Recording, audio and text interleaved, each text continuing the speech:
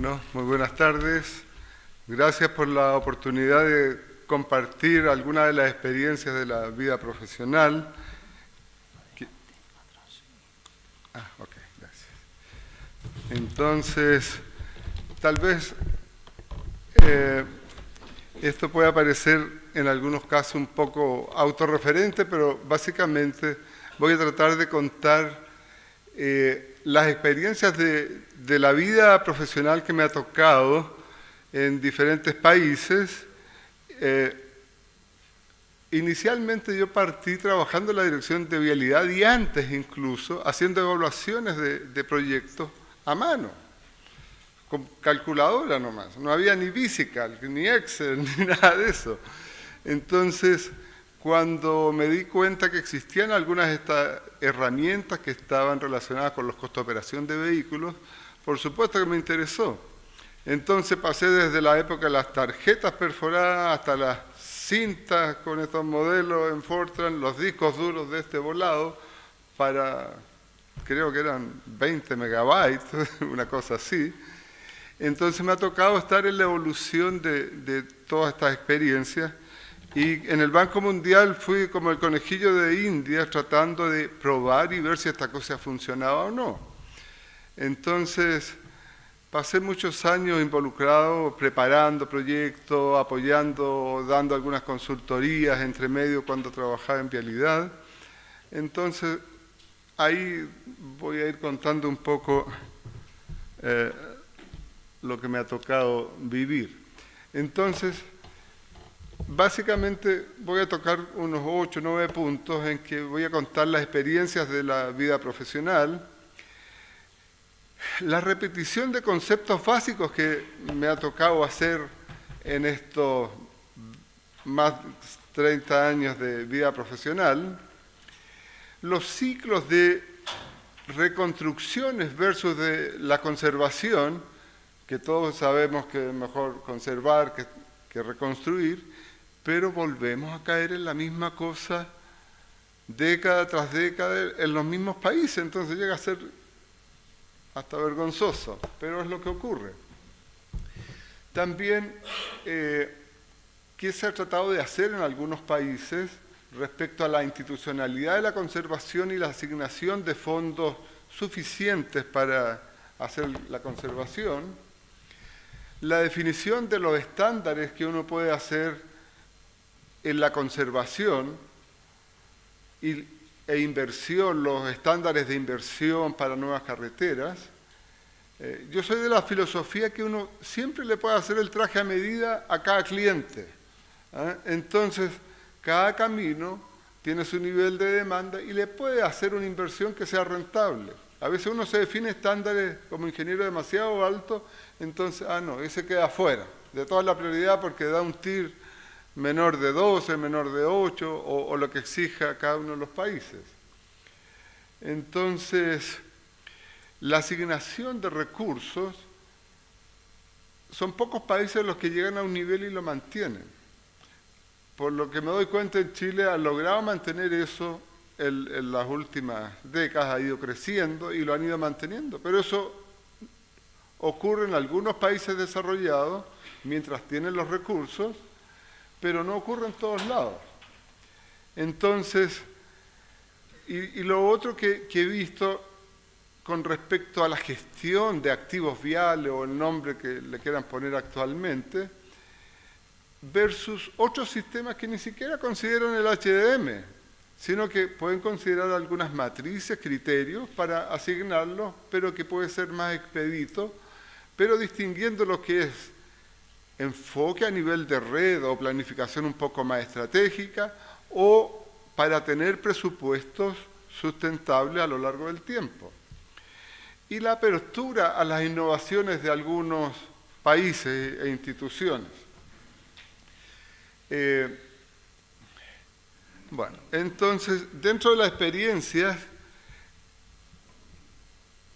de la realidad a la práctica hay bastante diferencia. Uno a veces, antes de llegar a un país, le dice, mira, queremos hacer esto, que se tiene ciertas ideas, pero de la realidad a la práctica hay que partir primero. Yo he visto reuniones de una docena, hasta una veintena de personas opinando todo de un camino, qué sé yo.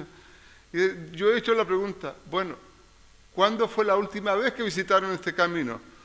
Y después, todos mirando para el techo porque en realidad lo vieron de casualidad en algún momento, pero no lo han visitado últimamente y tratan de tomar decisiones sin tener una apreciación de primera mano.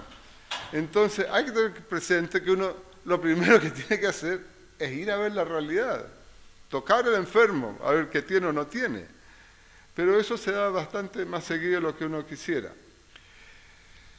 También los países en desarrollo versus los países más desarrollados tienen distintos approach a cómo solucionar los problemas y las soluciones.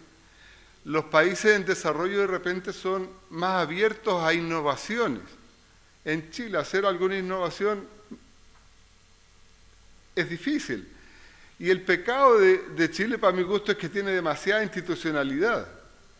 Entonces, hacer un cambio puede tomar años. Entonces, es para levantarle un monumento a los funcionarios de vialidad en la perseverancia que tienen que estar para estar en eso. Afortunadamente pueden hacer carrera funcionaria en la institución, lo que no ocurre en otros lados. Entonces, al tratar de usar todos estos modelos en sus diferentes versiones, la curva de aprendizaje es bastante lenta y se requiere una perseverancia enorme para seguir en esto. Por otro lado, está lo que decía, en Chile hay una muy buena institucionalidad y se trata de respetar con mucho ahínco, pero hay otros países que tienen una muy débil institucionalidad debido a los ciclos electorales. Elecciones de repente cada 4 años, en que llega un partido, tiene su gente, llega otro y barre de ministro hasta el barrendero, casi todos para afuera. Entonces no queda ese grupo de gente que se necesita que esté ahí permanentemente en la parte de planificación. Bueno, no es todo, pero estoy exagerando, pero ocurre mucho. Entonces, por otro lado, todas estas cosas requieren tiempo. ¿Alguien cree que con una consultoría de 1 mes, 2 meses va a ir a cambiar la institucionalidad o la forma como hacen? No, son procesos que requieren años, 2 años, 1 año, 2 años, dependiendo del nivel de desarrollo de cada país o de cada institución. Y tal vez lo más importante que he encontrado es que tiene que haber voluntad política. Y en los países que hay voluntad política a nivel de ministro, subsecretario y del presidente, y que haya buena comunicación entre estos dos, el ejecutivo y el otro, las cosas pueden hacerse. Yo he visto revoluciones en eso, justamente por ese link que hay. Entonces, en la vida profesional me ha tocado trabajar con la gente de vialidad aquí, pero también puse algunas fotos que me ha tocado trabajar con gente. Por ejemplo, estas fotos son de Kabul, en la época, no hace tanto tiempo, el 2008, 2012, en esa época. Entonces, ¿uno qué va a ir a venderle el HDM a esta gente cuando lo que tiene que solucionar son problemas de tapar los baches, reparar los puentes, tener accesible a su red? Pero no obstante que uno trata de adaptar el mensaje que tiene que ver para obtener resultados, tiene que lidiar y trabajar con la gente. Por ejemplo, en este país en que primero el idioma es una barrera, entonces hay que traducir todas las cosas más elementales, desde el uso de GPS, cómo se usan, y traducirlo al Dari o al Farsi para que puedan entender y hacerlo en la práctica para que digan más o menos dónde están los baches o las explosiones de algún camino por ahí. Hay que hacerlo, pero uno puede instrumentar una estrategia que sea viable. Entonces, Con esto a uno le toca lidiar con la persona que va a ir al campo, con la que va a ir a ejecutar el trabajo, o con los tipos que te van a poner la plata, ¿eh? Porque en estos países ni siquiera hay plata para sustentar el aparato público. Entonces hay que convencer a distintos niveles de gente. Curiosamente me tocó con los militares de ISAF, de la NATO, de la OTAN, venderles la idea de que es la cosa que uno cree que debería hacerse en este país para que sea una cosa sustentable los caminos. Y curiosamente, con algunos militares de alto rango, parecían más ONG que militares, porque te compraban la idea, lo que me sorprendía. Ahora, en una época también me tocó trabajar en Papúa Nueva Guinea, al norte de Australia, en que han descubierto tribus hasta no hace mucho que nadie sabía que existían. Entonces el nivel profesional era a veces bastante elemental. Entonces, claro, uno meterle el HDM, venderle toda esa cosa complicada, no es algo tan claro, ¿eh? Entonces, lo que me ha tocado es que uno vuelve a repetir los conceptos básicos, o sea, tiene que vender la cosa simple. La filosofía KISS que dicen los gringos, keep it simple y algo más. Entonces, bueno, mostrarle que los costos involucrados no es solo el costo de inversión, sino que son los costos del gobierno, usualmente, más los costos de los usuarios. ¿Y cuáles son, en qué consisten cada uno de ellos? Entonces, en los costos de la agencia o de la dirección de vialidad, claro, puede ser uno, digamos, puede ser, digamos, $1 millón o $1 billón, como quieran, pero los costos de los usuarios son 10 a 20 veces más. Entonces, aquí nos preocupamos de la calibración de los modelos de deterioro, de los distintos tipos de pavimentos, pero ese es un décimo del problema, o un vigésimo. Entonces, por eso me gustó la intervención del colega de Concepción, ahí parece que está, que eso tiene un impacto enorme con las pequeñas cosas que haga con las operaciones de mantenimiento, que de ese uno, en realidad, el mantenimiento puede ser el 10-20% de ese uno. Entonces, lo que uno haga en conservación tiene un impacto enorme en todo el resto. Entonces, el concepto que uno tiene que minimizar los costos de transporte dado por estos dos anteriores o maximizar los beneficios con respecto a las políticas o estándares que uno pueda determinar.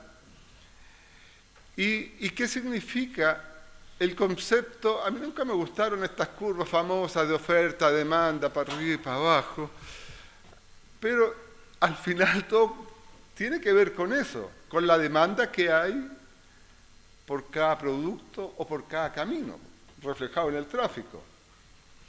El otro problema que obliga a la repetición de conceptos básicos es la alta rotación de personal técnico, de directivos, por esta cosa como se manejan las carreras funcionarias y el acceso al poder en cada país, y la rotación de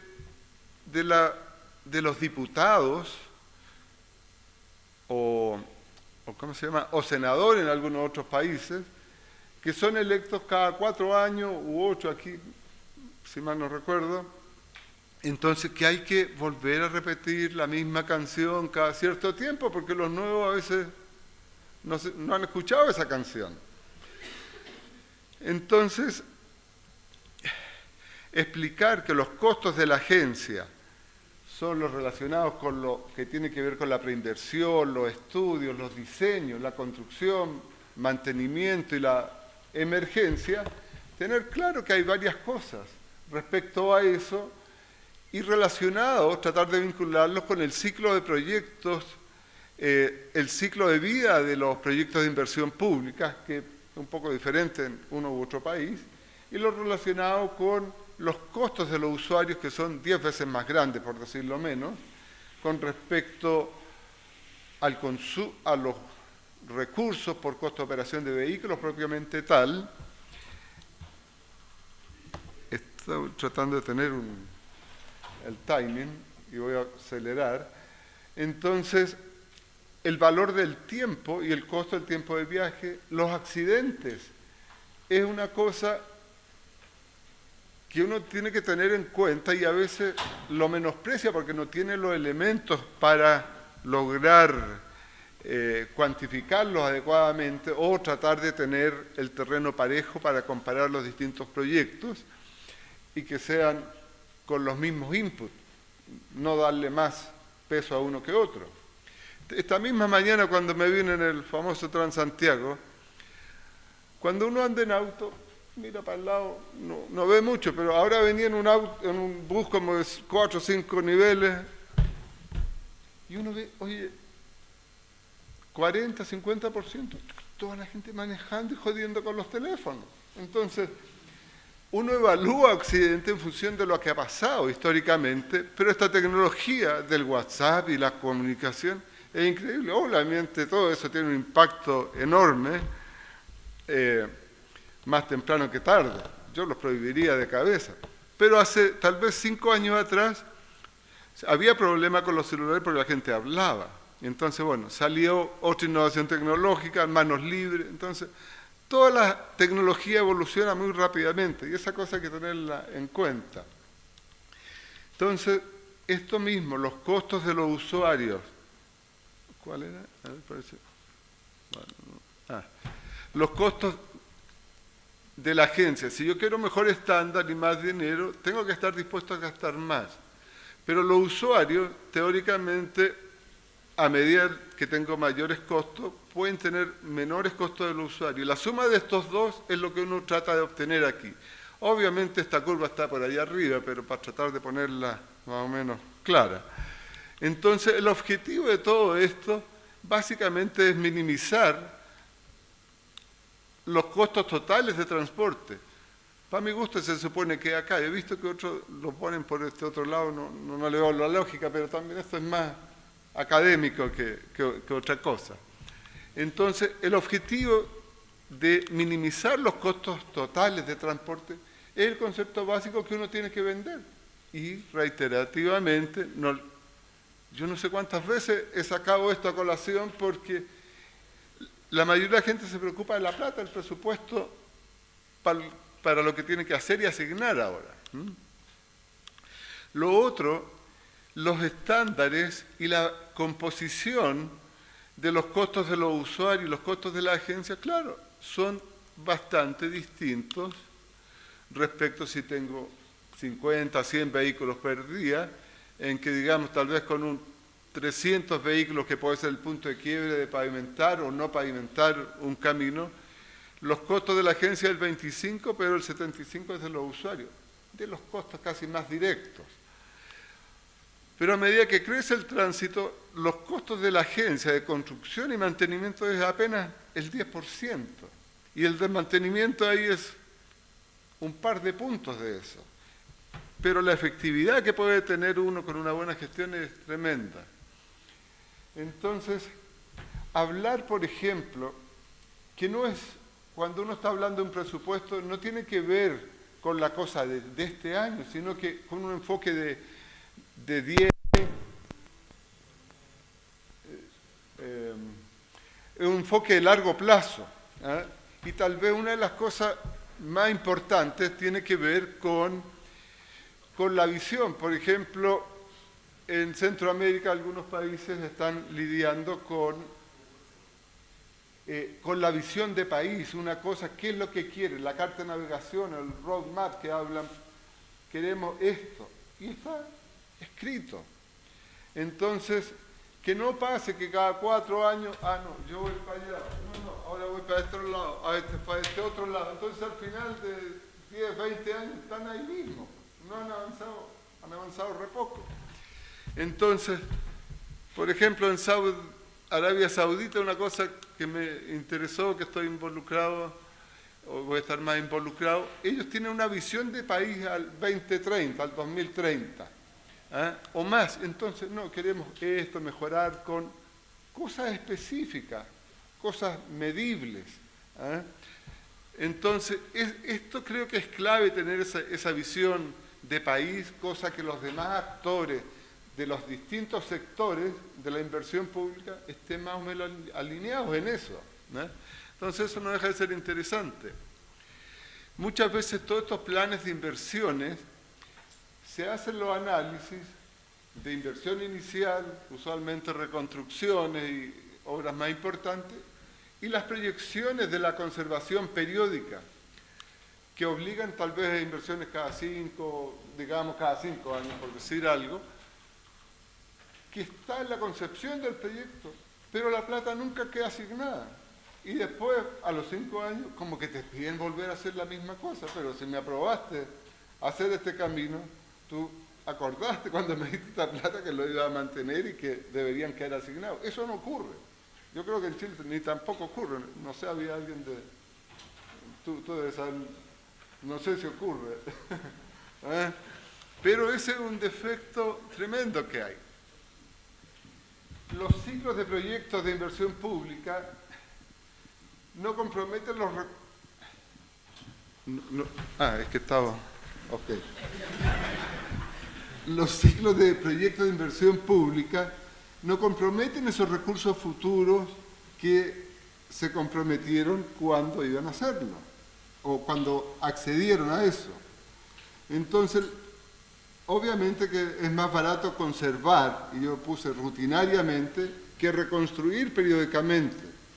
Para mi gusto, es más barato hacer el mantenimiento rutinario, con eso puedo postergar la conservación periódica y a su vez puedo dilatar, incluso postergar indefinidamente las rehabilitaciones y las reconstrucciones. Lo he visto en algunos países, entonces, pero hay que lavarse los dientes todos los días. No saca nada con lavárselo una vez al año, porque todos sabemos lo que pasa. También, a veces, ¿qué cosa es mejor priorizar? ¿Las obras de conservación de caminos que están en buen estado o aquellos que están en mal estado que requieren reconstrucción? Si yo voy a eso, me consumo a veces todos los recursos. Entonces, eso de que conserven lo que está en buen estado y no dejen de hacerlo, a veces es tremendamente difícil de vender. Entonces, en todas estas cosas que a uno le ha tocado estar involucrado respecto al mantenimiento, conservación, esta herramienta del HM ha sido muchas veces hasta una imposición de los bancos de desarrollo a los países en desarrollo para que se ordenen un poco, pero también muchas veces he visto que, esto es lo que me exigen mis superiores del banco y eso es lo que tengo que exigirle a estos otros. Entonces, se usa para justificar un préstamo, porque el negocio del banco es prestar plata y que se la devuelvan. Pero no tanto como para... Bueno, esto tiene sus ciclos de altas y bajas, para que se use como una herramienta de largo plazo para optimizar las asignaciones de recursos. En Chile me impresiona que siguen manteniendo esa filosofía y son exageradamente exigentes de que no, si no tiene tal rentabilidad, no calza hasta... Pero eso no ocurre en la mayoría de los países.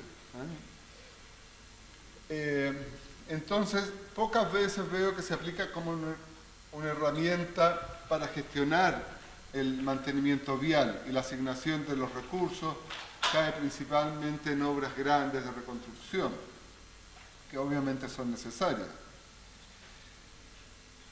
A mí me ha tocado preparar proyectos de inversión, programas de mantenimiento, recuperación, que en algunos pocos países me lo han comprado de punta a cabo, sin cambio, lo que me ha impresionado, pero en la mayoría de los países hay muchos criterios políticos o decisiones, ya sea de la campaña electoral o porque, bueno, yo soy de allá, porque los caminos para ese lado no es, aunque no estén las más altas prioridades. Entonces, Eso al final ocurre, y es la realidad. Entonces hay muchos criterios políticos que dependen de la institucionalidad de cada región, de cada país. Entonces, wow. Entonces, ¿dónde va? Termina al final que hay una asignación insuficiente de recursos en conservación debido a algunos criterios que son medios perversos, y muchas veces termina haciendo solo la reconstrucción y olvidándose, o construcciones nuevas y olvidándose de hacer el mantenimiento, que es lo que uno percibe o persigue. Y claro, todos sabemos que no tiene un gran glamour, porque muchas veces no le inauguran, pero bueno, inauguren las cosas de conservación periódica, qué sé yo, hagan el circo, si ellos todos quieren aparecer en la tele.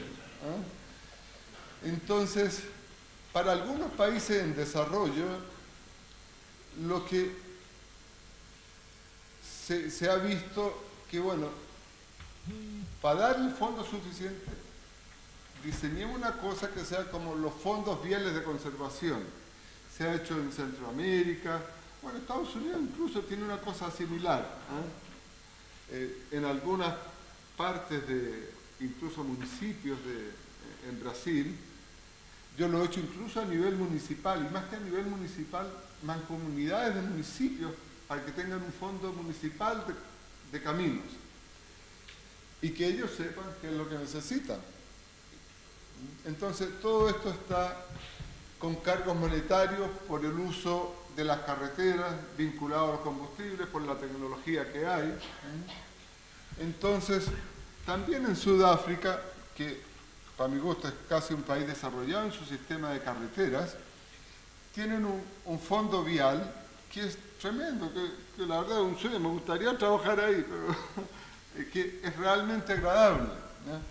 Entonces, esta idea se ha implementado en algunos países de África, pero me sorprende a mí el de Sudáfrica por los resultados que tiene, que son en realidad de primer mundo, no tienen nada que envidiarle a los países desarrollados.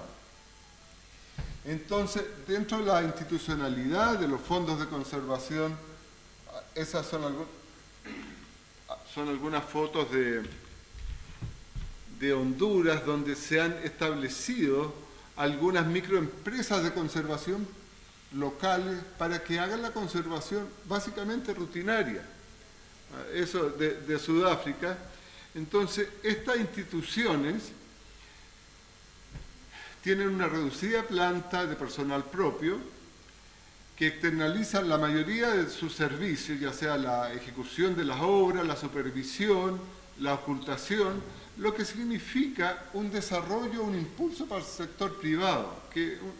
Entonces se desarrolla la industria de la consultoría, la industria de la conservación, que es algo realmente bonito como ha progresado. Desarrollando estas microempresas de conservación, microempresas asociativas, es tremenda porque uno ve que la gente más pobre, bueno, que no tenía nada, ni empleo, no, yo soy empresario, microempresario, y el orgullo que tiene esa gente es tremendo. Y lo que logra desarrollar y progresar es más allá de lo que uno puede haber pensado. Entonces, lo que he visto que en algunos países el directorio de una está la parte operativa y otra está la parte financiera. La mayoría de ese directorio debería estar vinculado al sector privado, al colegio de ingenieros, la Cámara de Comercio, los turismos, y dejarle una parte, un par de votos al Ministerio de Obras Públicas, o al Ministerio de la Vivienda, o al de Desarrollo Rural, pero no debe ser del sector público completamente, o la mayoría, porque ahí la cosa termina politizándose y por pago de favores políticos a empresas, qué sé yo, la cosa termina mal. mejor me guardo algunos calificativos. Entonces,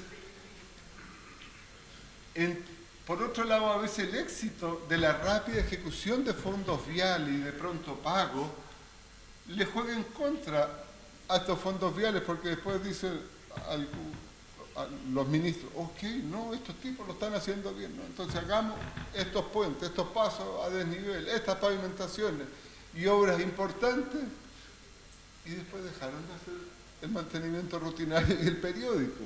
Desafortunadamente lo he visto y ha terminado en mucho de eso. También dentro de estas instituciones y países más pequeños que no hay un ambiente competitivo realmente, las presiones de la élite corporativa o los que manejan el país con respecto a la jerarquía que pueda tener un director de una de estas instituciones, terminan haciendo, el negocio del contratista es hacer más metros cúbicos de lo que sea, y terminan haciéndolo. Entonces terminan agotando los presupuestos antes y dejan de hacerse cosas. Entonces, tal vez lo otro que mencioné hace un rato, siempre hay un estándar de conservación adecuado, inversión. Entonces, bueno, tener claro eso en la definición de metas. Yo quiero hacer esto, publicarlo, y tener un brochure todos los años, que uno se lo pase a los ministros, a los otros ministros, a los diputados, senadores, y curiosamente con el tiempo las cosas como que de repente se alinean. Una cosa de 2 páginas, 4 páginas, no más, tiene que ser algo simple. Entonces, obviamente, y mostrar las metas físicas y las oportunidades de ejecución de los distintos tramos y de lo que se va a hacer al año siguiente y el próximo, para saber, bueno, ahora me toca a mí o el próximo año me toca, ok, apoyo esto. Entonces, bueno, ya todos sabemos que todo esto está basado al final en criterios que deben responder a minimizar los costos totales de transporte.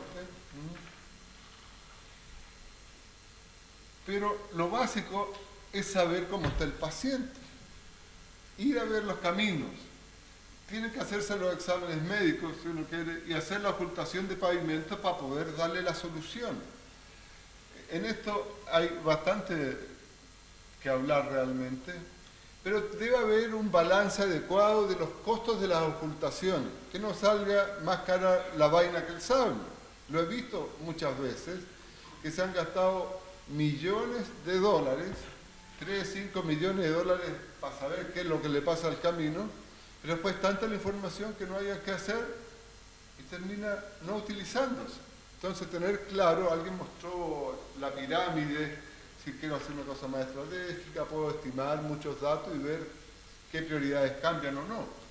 Pero esta cosa es súper relevante para mí, que debe haber un balance adecuado, porque al final, si yo veo un camino, bueno, yo necesito más ocultaciones para la decisión o la solución técnica que hay que hacerle, porque ya se le pasó otra oportunidad o qué se puede hacer. Entonces, la toma de datos, la frecuencia y la oportunidad. Si voy a estar 2 años o más procesando la información, ya le pasó lo que estaba bueno, ahora ya está malo. Muchas veces esta cosa de georreferenciar todos los caminos y tener las coordenadas de cada señal, de cada obra de arte, es una complicación porque uno le da las coordenadas, pero uno sabe, yo quiero el kilómetro. Y a veces esa cosa que parece tan simple no se toma.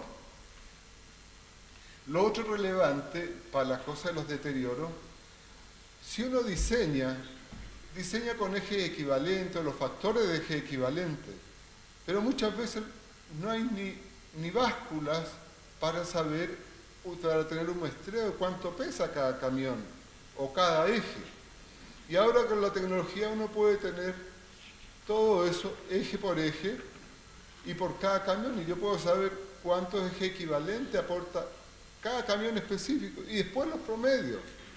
Pero muchas veces sacan solicitaciones del manual de carretera o de la ASTO y lo aplican, pero no tiene nada que ver con la realidad, porque eso puede cambiar significativamente el deterioro que tiene un exponente a la cuarta.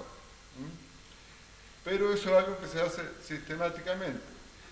Bueno, ya estamos claros y todos sabemos más o menos las cosas que hay que hacer. De la demanda, contar los vehículos. En muchos países ni los cuentan. Entonces, el conteo de vehículos, los pesos por eje y las otras mediciones y la frecuencia a lo largo del camino es relevante. Pero uno siempre se encuentra con cosas tremendamente curiosas o inesperadas que de repente en un bus llevaba un auto arriba de una carga y más encima un auto. O ese parece que era, ahí. Entonces, obviamente cuando no hay control, a veces no hay agrietamiento, pero hay agüellamiento significativo. Entonces el criterio de decisión, ok, veamos, ¿cómo soluciono este agüellamiento que se produce? Tal vez en un país desértico, que no llueve nunca, da lo mismo. Pero en un país que llueve, que se congela, y tener justo en el área rodada una cosa congelada puede ser fatal. Y de hecho vi accidentes respecto a eso. O de repente me encontré que había un HWD, uno pesado, entonces bueno, empecemos a usarlo. Pero se puso a nevar, se tragó, se agripó la cosa y no había que hacer.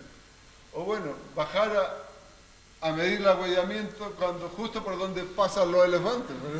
Arráncate porque se enfurece. O simplemente de repente, pucha, un león, bueno, nadie se va a ver ahí porque le puede salir duro. Pero son cosas que un sinnúmero de cosas de la vida real y mundo práctico que ocurren que llega a ser para la risa. Entonces, bueno, todos sabemos más o menos ya a esta altura todos los datos que uno puede tener o lo que puede obtener usando o no usando el HDM. Tal vez una de las cosas que me... diapo más vieja, de los mantenimientos, esto tiene que hacerlo todos los días durante todos los años y que te puede costar 3, 4 mil dólares por kilómetro por año versus distintas actividades de mantenimiento periódico con determinada frecuencia cada 3, 6, 8 años y costos que son relativamente baratos si yo con esto logro evitar las reconstrucciones que me pueden costar 400, 500 mil dólares por kilómetro. Si yo hago esto, puedo postergarlo indefinidamente. Eso al principio me costaba, pero lo he visto en determinada. Entonces lo mismo, tener cosas para vender eso, con el criterio de ese objetivo, definir un estándar con ese objetivo. Muchas veces, ¿por qué? Entonces, bueno, tratar de explicarle, mire, si no me da plata, alguien me va a pagar la cuenta. El ministerio no va a poner la plata, pero los usuarios están pagando la cuenta. Entonces, esta cosa, tratar de ver o venderlo con los usuarios, los transportistas, los de líneas de buses, los camioneros, ellos ven todos los días lo que ocurre. Entonces, bueno, entonces, tratar de mostrar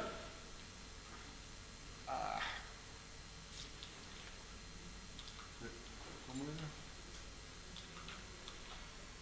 Tratar de mostrar esto, ya. Tratar de mostrar todo esto va por los conceptos, sin entrar en los detalles y el sinnúmero de detalles que tiene el HDM.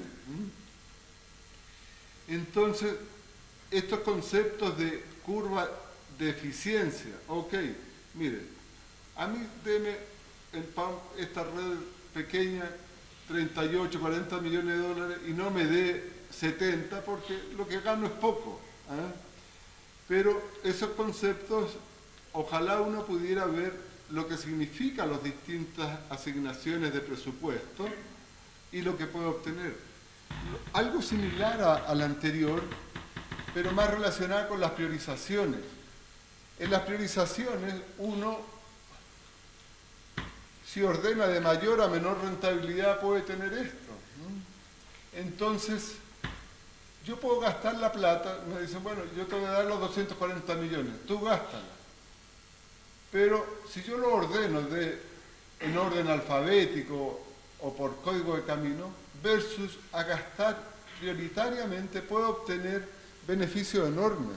Entonces, esta cosa hay que destacarla, porque usualmente cuando hay reducciones presupuestarias, los de menos rentabilidad unitaria se quedan abajo, se quedan fuera del pastel. Entonces yo puedo incluir eso, aunque tengan rentabilidades unitarias negativas, pero dentro de todo el programa sigue siendo viable. Pero es una decisión política. Entonces, la importancia de la priorización a largo plazo es que siempre se construyen los más rentables primero, que benefician a los ricos que andan en auto, pero no al pobre que anda a pie en el último camino. Entonces, siempre se acaba el presupuesto y no se logra cubrir toda la red. Siempre quedan excluidos los más pobres de los beneficios de la inversión, lo que realmente es moralmente inaceptable cuando uno va a ver a esta gente las condiciones que vive, porque uno está haciendo los análisis ahí en la oficina central y ve, todo rentabilidad, pero deja mucha gente en la vereda.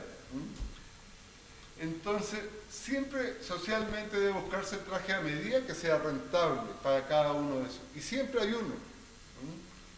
Entonces, para mí la solución es dejar de estos proyectos de inversión y presupuesto, dejar un porcentaje, 10, 15% del presupuesto total para abarcar a aquellos que son más pobres y que tienen necesidades básicas insatisfechas e involucrarlo en la ejecución de la definición del estándar de la obra. De otro modo, no hay apropiación de eso y puede quedar abandonado tal cual como ocurre en el resto de la red. Esto mismo demanda otros proyectos en caminos rurales de muy bajo tránsito, que tienen que ver con mejorarle el acceso para todos sus servicios. También se les puede dar electrificación rural a un costo bajísimo, agua potable rural, saneamiento. De repente he visto en algunos programas que hemos puesto, terminan dándole una letrina asquerosa. Bueno, si yo no estoy dispuesto a sentarme en una letrina así, quisiera que tuviera una cosa, más o menos un baño como este, por lo menos. Entonces, a veces la definición de estándar es una cosa media complicada, pero me ha tocado lidiar con eso. Bueno, viendo a lo otro, volviendo más a la cosa más estratégica, bueno, el objetivo es llegar a demostrar una cosa, que uno puede tener un crecimiento en buen estado de la red en el mediano plazo, con un presupuesto ya que tú quieres defender y lo estás buscando. Y poder demostrarles que si no le da lo suficiente, la red va para abajo y va creciendo lo que está en mal estado. Entonces, esto de repente, llegar a eso creo que es importante. Por otro lado, lo que existe es que la ley de presupuesto anual es aprobada en el Congreso Nacional y muchas veces tiene mayor jerarquía que las leyes que se aprueban a lo largo del país. Entonces, he visto que terminan asignando menores recursos y se blanquea por la aprobación anual de la ley de presupuesto y no terminan cumpliendo la ley del Fondo Vial, por ejemplo. Entonces, obviamente, eso significa abandonar, dejar de hacer obra en algunos caminos y bajar el estándar. Entonces, para mi gusto pasa con focalizar en los tomadores de decisiones en el Congreso Nacional, en las distintas comisiones, mire, pasa esto, esto y esto, y difundirlo y estar reiteradamente, preparar un brochure anual con los caminos, etc. Alguien mencionaba aquí, Oscar de Buen, que en Inglaterra le daban, ok, usted está ministro de este es el activo del cual usted es responsable y nosotros vamos a estar mirando de que cuando termine la valoración de estos activos sea mayor o igual a lo que tiene, no que sea menor. Me ha tocado hacer muchas evaluaciones de patrimonio vial, las cosas, a pesar de que han hecho muchas obras, han gastado la plata en obras que no son las más prioritarias y que son muy caras. Y el valor total del patrimonio es inferior a lo que le entregaron. Entonces, todas esas cosas hay que estar insistiendo. Esto de los brochures creo que es súper relevante. Pero una vez que tiene la cosa a nivel global, a nivel particular, de operación, digamos, uno puede hacer esta misma cosa con definición de esquemas de gestión de activos viales. He visto el de Teams de Nueva Zelanda, un fractal que se ocupa para cualquier industria, para cualquier empresa que maneje activos y cómo manejarlo. Entonces, para mi gusto tiene que residir en la nube, tiene que ser algo modular, que uno pueda acceder en la web y pagar un servicio mensual. He visto que algunas de estas cosas uno puede acceder a esto por 100, 200 o 1000 dólares mensuales en función del número de activos que quiera manejar. Y puede manejarlo, ya sea incluso, depende del tamaño de la red o su activo, hasta en una hoja Excel. Entonces, de repente uno tiene que ver, bueno, ¿cómo son considerados los costos de operación y mantenimiento con los costos de los activos en este proceso de planificación y presupuesto? Son dudas, o cómo uno pudiera tal vez conversarlo mañana o pasado en estos otros workshops, o qué incentivo se puede dar para que los ejecutivos o los superiores asignen recursos para un sistema de administración de activos, que puede ser muy sofisticado o muy simple. Lo otro, las innovaciones que uno pueda tener. Una de las cosas interesantes es que uno puede tener innovaciones, ya sea en concesiones de conservación, abrir las instituciones a las oportunidades de innovación en cosas tecnológicas, tales como los pavimentos de hormigón delgado con fibras, como esta cosa que hace TS Pavement, que pensé que iba a estar aquí, o la estabilización de suelos y generación de bases dúctiles que no se agrieten con aditivos iónicos y otros sistemas comerciales que uno puede tener y probarlo. O asfaltos con nanotecnología, con aditivos que te permiten que sean autorreparables cuando tú le vas a un imán. ¿Qué cosa? Y así hay un sinnúmero de innovaciones en la cosa de los vehículos, los costos de operación, que son enormes. Pero también hay innovaciones que se pueden hacer en la parte institucional, como los sistemas de contratación, la conservación por estándares, los contratos cremas, la concesión de conservación. Yo con estas tecnologías, yo me atrevería a tomar, yo te tomo una concesión de conservación vial y me va a salir más barato de lo que tú estás haciendo ahora, porque de eso se trata, que salga más barato con respecto a lo que están gastando ahora. Lo mismo con municipios a nivel rural, agrupando municipios que contraten uno o dos ingenieros y puedan gestionar su infraestructura local. Todas estas cosas se pueden aplicar también a nivel de la red relevante o también a caminos rurales o municipales para asegurar accesibilidad a producción agrícola. El nivel de exigencias que se ponen muchas veces a caminos rurales, no, que tiene que ser con planos detallados. No necesita ni planos para poder generar accesibilidad. Lo otro que he visto, el ciclo de vida del proyecto de inversión pública es distinto en cada país, pero muchos me hablan, no es que es la preinversión, pero ¿qué es la preinversión? Para ello es contratar un diseño definitivo y hacer todas las cosas que uno tiene que hacer dentro de los requisitos. Por ejemplo, un proyecto tiene que pasar por idea, un perfil, una prefactibilidad, factibilidad, diseño definitivo, hasta que luego logro construirlo. Pero de repente he visto unas cosas que son sueños, utopías. Entonces eso, tratar de que sean verbales y que no queden ni por escrito, porque son cosas que no da para nada, pero sistemáticamente eso cae. Lo otro es que una vez que está el diseño definitivo, Si yo contrato un diseño definitivo con cantidades de obras, plano y todo lo demás, bueno, yo quiero que lo que se diseñó sea y se contrate sea lo que se haga. No que salga modificándola del simple al doble, porque igual me ocupa toda la plata. Y alguien tiene que pagar eso. Bueno, la pregunta la vamos a dejar más tarde. Sorry si me pasé la hora, pero hasta pronto.